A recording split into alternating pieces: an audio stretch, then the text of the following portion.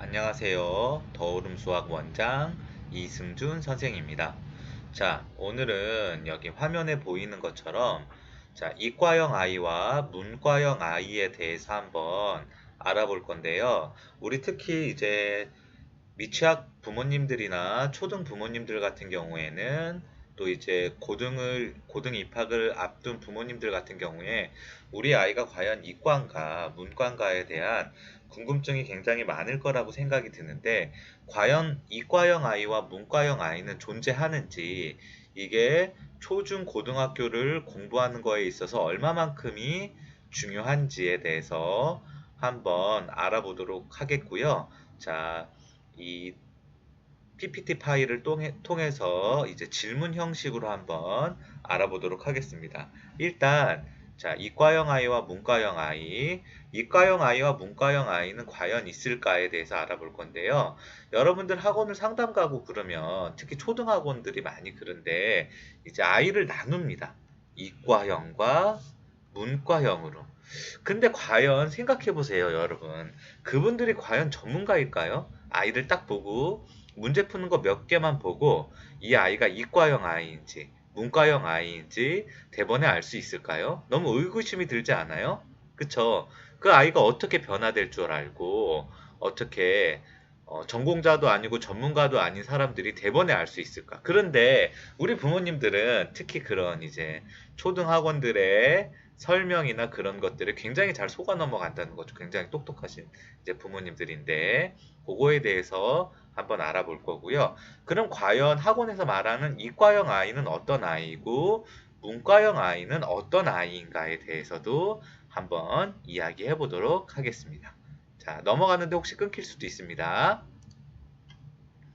자, 넘어가는데 시간이 조금 걸리니까요. 잠시만 기다려 주세요. 자, 자, 넘어갔을까요? 아, 넘어갔습니다. 자, 이과형 아이부터 나왔는데요. 자, 과연 이과형 아이들은 어떤 아이가 있을까요? 첫 번째, 수학, 과학을 잘하고 재능이 좋은 아이를 우리가 이과형 아이라고 하죠. 자, 수학과 과학을 잘하는 아이. 언어보다는 수리적 계산 능력이 좋은 아이. 수리적 계산 능력이 좋은 아이. 이해력이 빠르고 순발력이 좋은 아이를 우리가 이과적 아이라고 합니다. 그러면 이 아이가 과연 이과로 잘 성장할 수 있을까? 그거는 의구심이 든다는 거죠. 왜냐? 자, 여기 이과형 아이가 보이게. 자, 이과형 아이인데요. 이 이과형 아이가 수학, 과학을 잘하고 재능이 좋다고 하지만 수학, 과학을 잘하려면 언어적 능력이 굉장히 동반되어야 돼요. 그런데 과연 언어적 능력이 떨어지면서 수학, 과학만을 잘할 수 있을까? 그런 아이도 있어요. 정말 0.01%의 천재들. 그쵸. 그런 0.01%의 천재들 같은 경우에는 그런 경우가 있지만 부모님들이 우리 아이를 이과형 아이와 문과형 아이로 나누는 이유는 우리 아이가 그런 천재일까 아닐까로 나누는 거는 아니잖아요. 그쵸?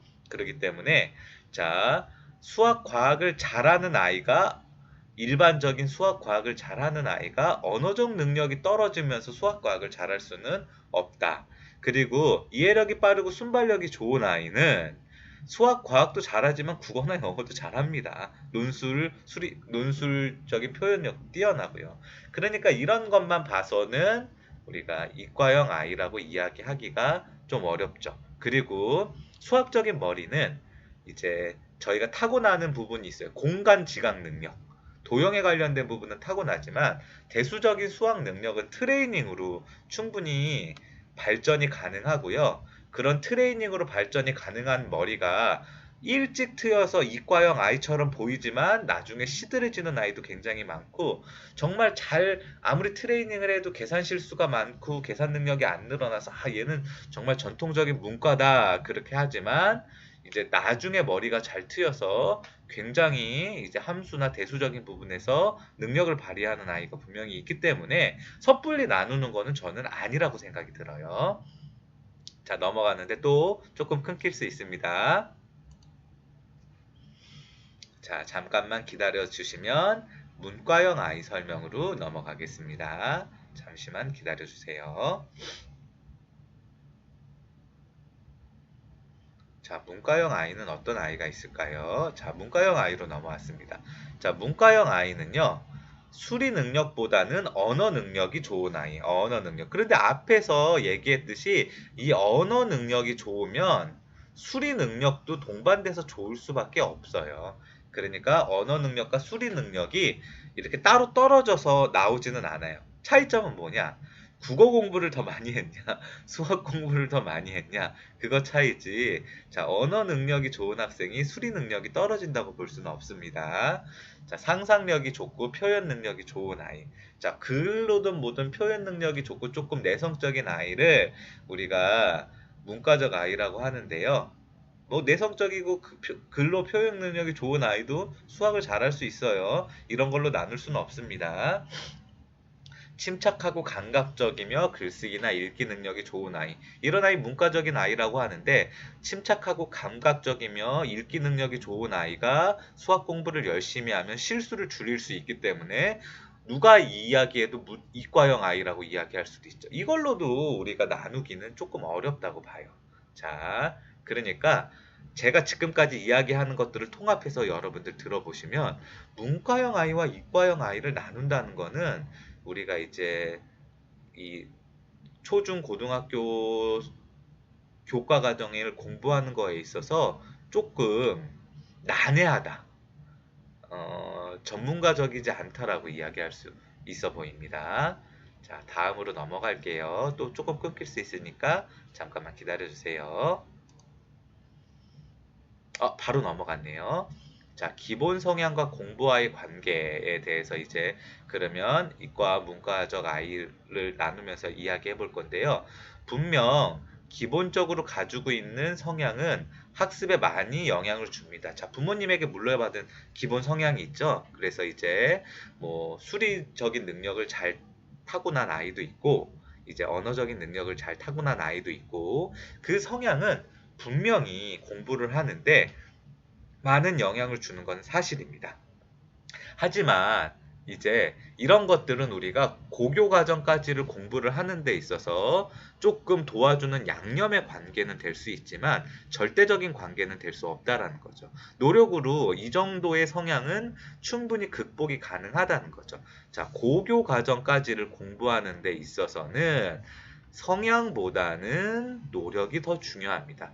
자, 수학적인 능력이 조금 떨어진다고 하면, 그리고 국어적인 능력이 조금 좋다고 하면, 남들이 1을 수학을 공부를 할 때 1.5의 수학을 공부를 하면 그만큼 수학적인 능력이 높아지는 거예요. 그러면 이제 계속 이 1.5만 공부하는 게 아니에요. 그렇게 해서 1.5가 계속해서 쌓여서 이 1을 공부하는 아이들을 넘어가면 나중에는 0.8, 0.7만 공부해도 1만큼의 능력 공부를 해서 똑같은 능력치를 발휘하는 아이보다 훨씬 잘할 수도 있다라는 거죠.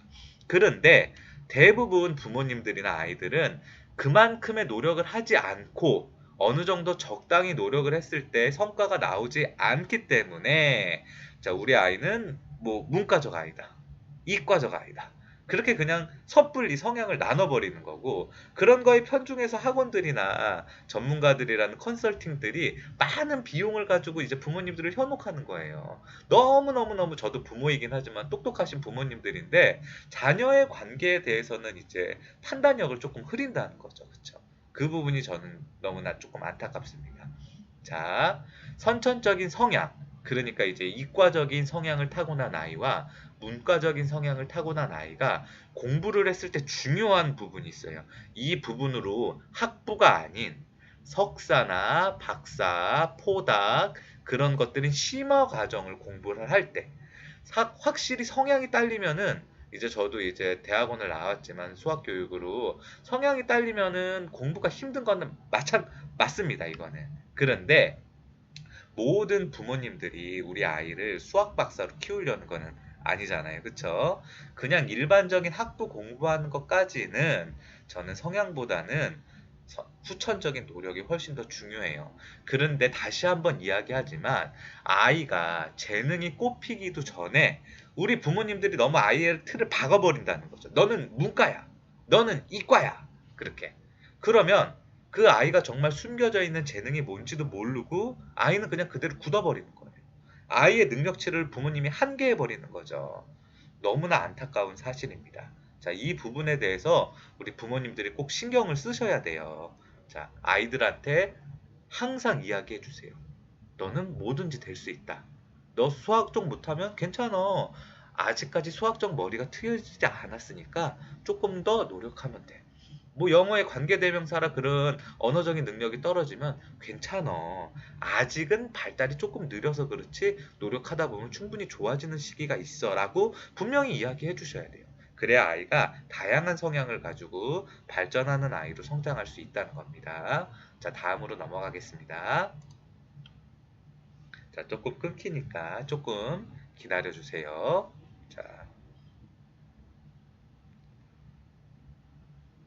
자, 다음으로 넘어가는 중입니다. 잠시만 기다려 주세요. 자, 다음에는 어떤 내용이 있을까요? 자, 그러면 과연 우리 아이의 성향에 대해서는 어떤 게 있는지 한번 볼게요. 자, 우리 아이의 성향. 어렸을 때 수학적 이해력이 낮다고 문과형 아이라고 단정 짓고 문과형 아이라고 자, 단정 짓고 부모님이 수학을 못했다고 해서 문과형 아이라고 단정 짓는 경우가 많다. 저희 부모님은요, 대학을 안 나오셨어요. 근데 저는, 그 공부를 못 하신 부분이죠. 그쵸? 근데 저는 학부도 대학원도 다 수학과를 나오고 수학교육과를 나왔거든요. 그러면 이거는 뭐라고 얘기할 수 있어요? 뭐 저희가 이제 웃긴 얘기를 이제 바보 멍청이 빠가라고 얘기하는데 물론 경제적인 영향이 있을 수 있겠지만 대학 공부를 못한 부모님 밑에서 석사가 나왔어. 그러면 이것도 말이 안 되는 거잖아요. 그쵸? 자, 어렸을 때 수학적 이해력 낮을 수도 있어요. 수학적 머리가 늦게 트이는 아이들도 분명히 있어요. 제 친구 중에 한 명이 굉장히 공부를 못하는 아이가 있었어요. 머리가 나빠요. 저랑 같이 공부를 제가 설명을 해주면 잘 이해를 못하더라고요. 그런데 얘가 이제 정말 열심히 공부를 해서 재수까지 해서 한양대 공대를 갔어요. 그리고 또 열심히 GRE인가? 예, GRE를 공부를 해서 이제 유학을 가서 UC 버클리에서 석박사를 받고 지금 거기서 조교수 활동을 하고 있어요. 공대로. 정말 너무나 수학을 이해를 못하고 정말 얘는 멍청하다 그랬는데 자 그런데 그렇게 이과형 너 정말 멍청한 아이인데 노력으로 극복을 가능하다는 거죠. 그러니까 단정 짓는 것은 굉장히 좋지 않다고 저는 생각을 해요, 부모님들. 자, 언어를 잘한다고 문과형 아이가 아니고 수학을 잘한다고 이과형 아이는 아니에요. 둘 다 잘해야 돼요. 요즘엔 통합이기 때문에 문과형 아이도 수학을 잘해야 되고 이과형 아이도 언어를 잘해야 돼요. 당연한 거예요. 그러니까 우리 아이가 언어를 잘하고 수학이 부족하면 수학을 조금 더 집중 학습할 수 있게끔 만들어 주거나 아니면 아직 수학적 머리가 트여져 있지 않다면 언어적인 부분을 조금 더 발달시켜서 나중에 고등학교 갔을 때 학습적인 부분에 언어는 조금만 해도 될 만큼의 완성체를 만들어 주는 게 중요하지. 그냥 너는 문과야, 너는 이과야. 그렇게 단정 짓는 건 저는 아니라고 생각이 들어요. 자, 그 부분에 대해서 굉장히 부모님들이 조심하셔야 된다고 생각이 듭니다. 자, 수능에서는 국어와 영어는 공통입니다. 문과라고 해서 국어 심화 국어를 보고 이과라고 해서 뭐 이지 국어를 보고 그런 건 아니에요. 전혀 아니에요. 그러니까 자, 수학도 이제 선택 과목을 제외하면 수원, 수투는 이제부터는 공통입니다. 이제 올해 고3이 끝났기 때문에 그러니까 문과형, 이과형이 아무 의미가 없어요. 예, 그렇게 나누는 거는 의미가 없습니다. 결국 문이과를 나누는 기준은 성향보다는 학습량과 꾸준함, 끈기를 가장 중요한 근거로 나타낼 수 있어요. 저는 이게 정말 제일 중요하다고 생각돼요.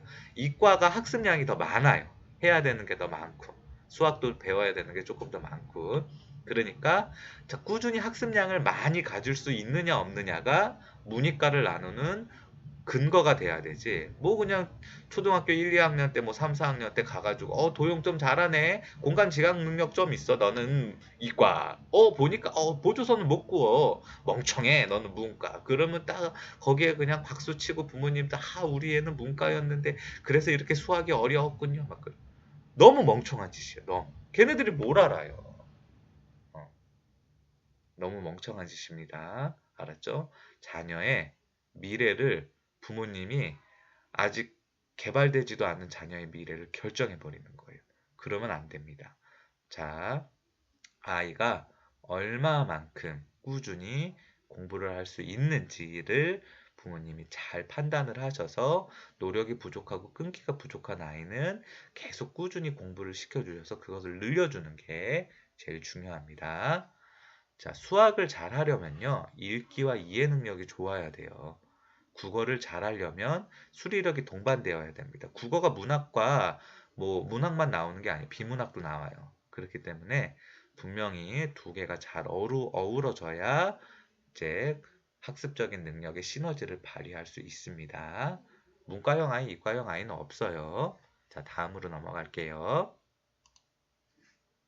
자, 영유아, 초등을 중심으로 하는 사교육 시장에서 아이들이 문과적 성향과 이과적 성향으로 나누는데 정신과 심리 분석가도 어린 시절 아이의 행동 패턴을 가지고 능력치를 평가할 수 없어요. 우리 인간은 무궁한 능력을 가지고 있어요. 그냥 잠시 한번 시험 보는 거.